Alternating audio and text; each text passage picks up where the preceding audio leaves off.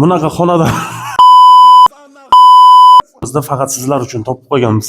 Mana operatorimiz azizlar, sizlar so'rovdilaringiz, maktab yaqin bo'lsin, bog'cha yaqin bo'lsin, bozor yaqin bo'lsin, yo'lning yoqasida yangi dom bo'lsin.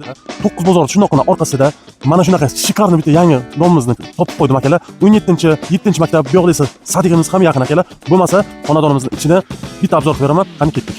Xo'p azizlar, mana bu bizning podizimiz bitta kattaligini qaranglar akalar. Qani, zo'rmi? Bu yoqda esa bizda lift bor. Xo'p, bo'lmasa kelinglar, xonadonning ichiga bitta kirib ko'ramiz. Xo'p akalar, men hozir turgan joy bu xonadonimizni tashqi balkon akalar. Mana bu yerda esa bizlarda oshxona. Xo'p akalar, mana bu bizlarda holimiz, ya'ni koridorimiz. Mana bu yerda esa bizada kirish vxod eshigimiz. Bu bizlarda birinchi xona, ya'ni spalni, bunisi ikkinchi xona, bu zal. Kelinglar akalar, men sizlarga bo'lmasa zalni ko'rsataman. Kelinglar, xo'p, bitta zalni ko'rib chiqamiz.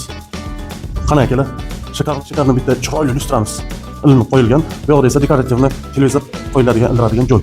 Akalar, endi biz spalnini o'tib ko'ramiz. Keling, marhamat qilib bitta spalni xonamizni ham ko'rsalaringiz bo'ladi.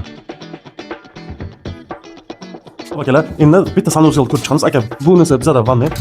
Marhamat, mana shunaqa shikarni jakuzilarda turibdi. Akalar, ortiqcha narsalarga e'tibor bermaysizlar. Uyimiz yaqinda remontdan chiqqan. Endi esa hojatxonani ko'ramiz. Xo'p azizlar, xonadonimizni ko'rdingiz. Qanday chiroyli akalar, remontlari juda ajoyib qilingan. Azizlar, remontdan keyin bu xonadonimizda hali hech kim yashamagan. Sizlar birinchilardan bo'lishlaringiz mumkin. Akalar, xonadonimiz narxiga keladigan bo'lsak, xonadonimizning narxini egalari 475 million so'rashyapti aka. Xo'p, keling, ko'ring, xonadonimiz yo'qsa bemalol savdo qilib, sunnatiga o'tib beriladigan joyi bor akalar. Bundan tashqari xonadonimiz kvadrat metri 55 kvadrat metrdan tashkil topgan akalar. Kimga shu xonadonimiz yoqqan bo'lsa, mana bu raqamlarga telefon qilib, aloqaga chiqib kelib ko'rsalaringiz bo'ladi. Shuning uchun harakat qilib kelayotgan Navoiy yo'llar agentligiga bitta obunani bosib qo'yasizlar akalar. Sog' bo'linglar.